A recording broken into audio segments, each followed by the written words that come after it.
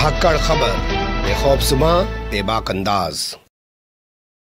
धाकड़ खबर के news room से मैं आपके साथ हूं अकरम रईस खान। कोयले की कमी है जिससे बिजली संकट पैदा हो सकता है। पिछले 2-3 दिन से लगातार इस तरीके की खबरें आ रही हैं, लेकिन इसको लेकर कल केंद्रीय ऊर्जा मंत्री का जिस तरीके का बयान आया है उससे साफ लग रहा है कि सरकार इस मुद्दे को या इस मसले को मुद्दा या मसला मानने को तैयार ही नहीं है। सरकार कह रही है कि ये अफवाह फैलाई जा रही है और सीधे तौर पर वो दिल्ली सरकार को टारगेट करते हुए दिखाई दे रहे हैं। लेकिन हम कुछ ऐसी चीजें आपके सामने रखने जा रहे हैं कि इस मुद्दे पर सिर्फ दिल्ली सरकार ही नहीं बोल रही है, उत्तर प्रदेश सरकार भी बोल रही है, जहां पर आदित्यनाथ योगी खुद बैठे हैं और जहां से प्रधानमंत्री नरेंद्र मोदी खुद आते हैं, वो भी कह रहे हैं बिजली संकट चल रहा है। इसके अलावा कर्नाटक की सरकार भी बोल रही है और कई सारे राज्यों की सरकार भी बोल रही है और कांग्रेस ने तो इसमें एक बहुत बड़ा धमाका कर दिया है। कांग्रेस को इसमें साजिश की बू आ रही है। कांग्रेस को लगता है कि ये पहले कोयले की कमी दिखा के जो बिजली संकट पैदा किया जा रहा है, ये अपने दोस्तों को फायदा पहुंचाने के लिए किया जा रहा है और बाद में बिजली को महंगे दामों पर बिकवाया जाएगा।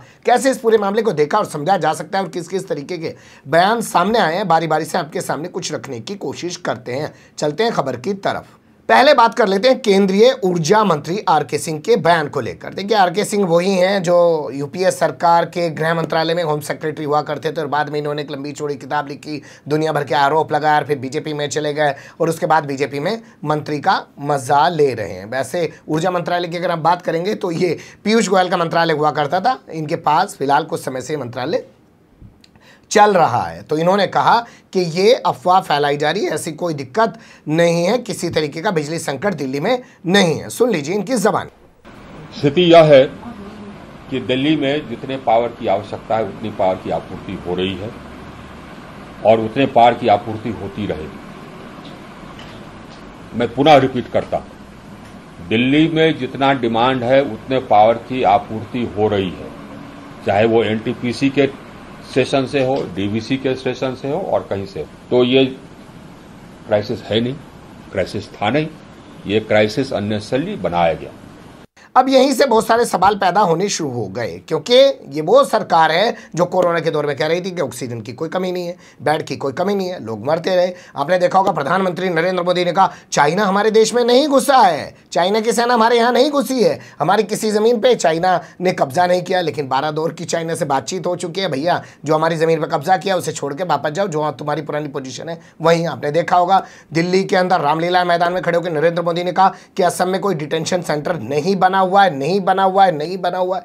तो तमाम ऐसी चीजें हैं, इसलिए आर.के. सिंह के इस बयान पर यकीन करना एकदम से काफी मुश्किल है, क्योंकि सवाल खुद भाजपा शासित राज्यों के जरिए आपके सामने कुछ चीजों को रखते हुए खड़ा करने चाहते हैं जिम्मेदारी के साथ। ये देखिए, उत्तर प्रदेश के मुख्यमंत्री आदित्यनाथ योगी ने कोयले की आपूर्ति को सुचारू रखने के लिए, जिससे उनके यहाँ बिजली की किल्लत ना हो, जो है इस मामले में प्रधानमंत्री नरेंद्र मोदी को पत्र लिखा। ये आदित्यनाथ योगी, आप समझ ही रहे हैं, उत्तर प्रदेश में चुनाव है और उस चुनाव को जीतने के लिए हर हथकंडा अपनाया जा रहा है और प्रधानमंत्री नरेंद्र मोदी, अमित शाह हो, जेपी नड्डा हो या भारतीय जनता पार्टी की पूरी सरकार तमाम पूरे देशों में फैली हुई जहाँ जहाँ है, उनका सबका फोकस यूपी पे लगा हुआ है। तो यूपी का मुख्यमंत्री सीधे तौर पर खुद लिख रहा है। इसके अलावा ये खबर देख सकते हैं आप, जिसमें लिखा आ रहा है कि केंद्रीय ऊर्जा मंत्री आर.के. सिंह ने अपने अधिकारियों से बात की है कि भाई कोयले की कमी से बिजली संकट कैसे कैसे पैदा हो रहा है, उससे कैसे बचा जा सकता है, उस पर कैसे कंट्रोल किया जा सकता है। वो खुद भी कर रहे हैं, लेकिन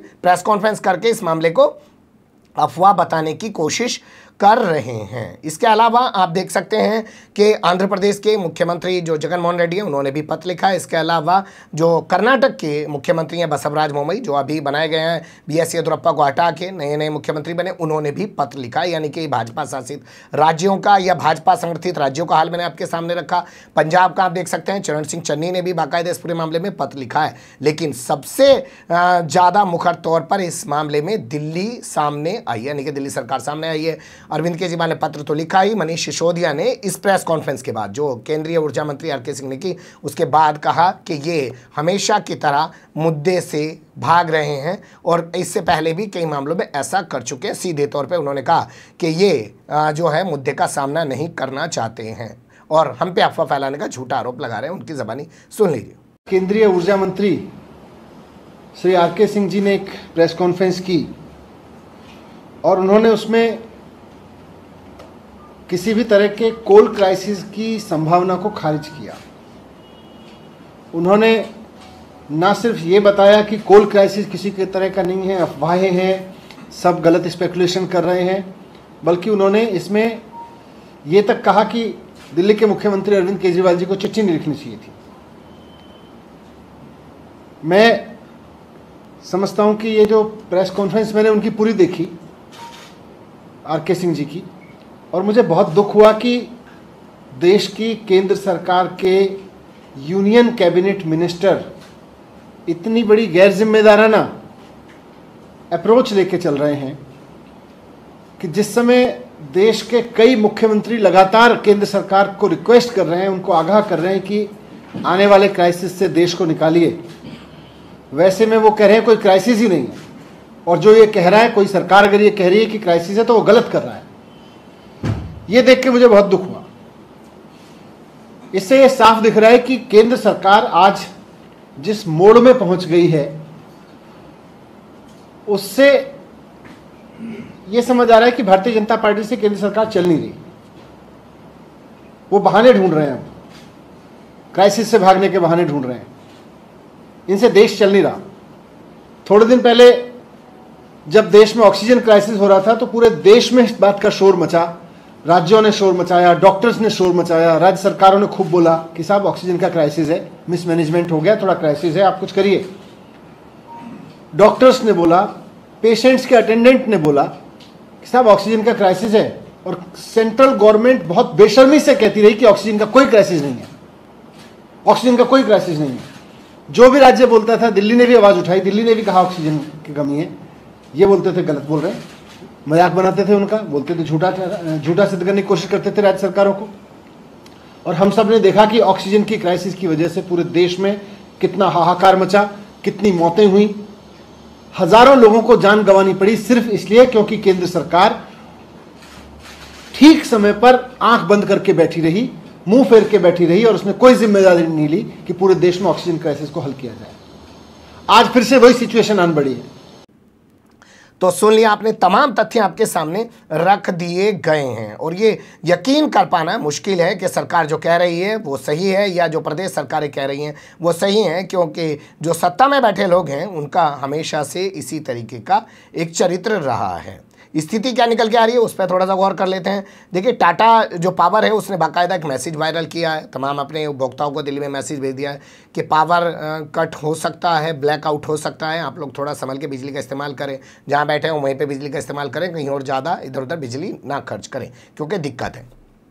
इसी के बाद बताया जा रहा है पैनिक क्रिएट हुआ। उत्तर प्रदेश से लगातार खबरें आ रही हैं कि 8 से 10 घंटे तक की बिजली कटौती कर दी गई है। कई और राज्यों में भी इसी तरीके की स्थिति बनकर सामने आ रही है। ये वो दौर है, आप समझ सकते हैं कि नवरात्र चल रहा है, व्रत रखे जाते हैं, आगे दीपावली आ रही है। अब ऐसे में अगर बिजली संकट पैदा हो रहा है और तो उससे सरकार अगर नजरें चुरा रही है तो क्यों ना उसकी भूमिका पे सवाल खड़ा करना चाहिए, क्योंकि पहले भी वो कहते नहीं लाशें नहीं बह रही हैं, वो लाशें बहती हुई दिखाई दे रही थी, लोग मर रहे थे। अब बात कर लेते हैं कांग्रेस के आरोप की। तो कांग्रेस के जो राष्ट्रीय प्रवक्ता हैं, आप जानते ही हैं, राहुल गांधी के करीबी माने जाते हैं, रणदीप सुरजेवाला उनका नाम है, उनके हवाले से एक खबर छपी है और उन्होंने इस पूरे मामले को एक साजिश करार दिया। उनका कहना है कि जिस तरीके से आज पेट्रोल और डीजल महंगा बेचा जा रहा है, बाकायदा गैस महंगा बेचा जा रहा है और आम आदमी को लूटा जा रहा है, उसकी जेब पे डाका डाला, ठीक उसी तरीके से पहले ये लोग जानबूझ के कोयला की कमी दिखा रहे हैं, उसके बाद बिजली संकट दिखा रहे हैं, फिर ये कहेंगे कि हम इनको प्राइवेट हाथों में दे देंगे, और अपने तमाम दोस्तों को फ़ायदा पहुँचाने के लिए ये जानबूझ के एक संकट पैदा किया गया और उसके बाद बिजली को बड़ी कीमतों पे बेचा जाएगा।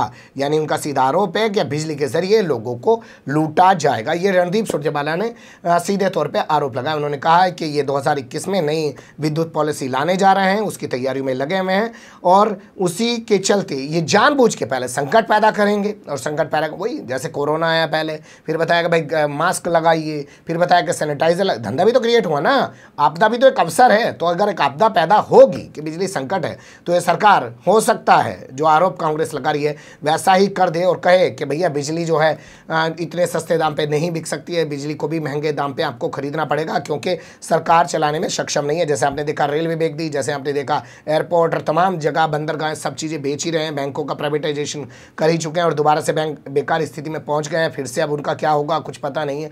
तो वैसा ही कुछ जो है कांग्रेस आरोप लगा रही है, वैसी स्थिति उभर के आएगी कि नहीं आएगी अभी कुछ कहा नहीं जा सकता। लेकिन एक चीज़ समझ में आती है कि उत्तर प्रदेश चुनाव से पहले बिजली महंगी नहीं करेंगे, क्योंकि बिजली एक बहुत बड़ा मुद्दा है। अगर इन्होंने ऐसा किया तो जो उत्तर प्रदेश चुनाव में एक माहौल इनके खिलाफ पहले ही बना हुआ है, तो बिजली की वजह से वो एक और ज़बरदस्त माहौल बन सकता है। अभी ये इस मामले को हो सकता है ठंडे बस्ते में डाल दें, लेकिन आने वाले समय में जैसे उत्तर प्रदेश में शायद इनकी सरकार दोबारा बन जाए तो फिर आपको बिजली महंगी ज़रूर खरीदनी पड़ सकती है। तमाम चीज़ें थी, मुझे लगा समेट के आपके सामने रखें। अच्छा बुरा आप खुद तय कीजिएगा, कौन सच्चा कौन झूठा और कब कब किस किस का कैसा इतिहास रहा है। बने रहिएगा धाकड़ खबर के साथ। फिलहाल कमेंट्स के रूप में आप लोग अपनी राय दे सकते हैं, खबर को लाइक कर सकते हैं, चैनल को सब्सक्राइब कर सकते हैं और ज़्यादा से ज़्यादा हमारी खबरों को शेयर कर सकते हैं। फिर ऐसे ही किसी सुलगते हुए या उलझते मुद्दे लेकर मैं आपके सामने हूँगा हाजिर। फिलहाल अभी मुझे दें इजाज़त।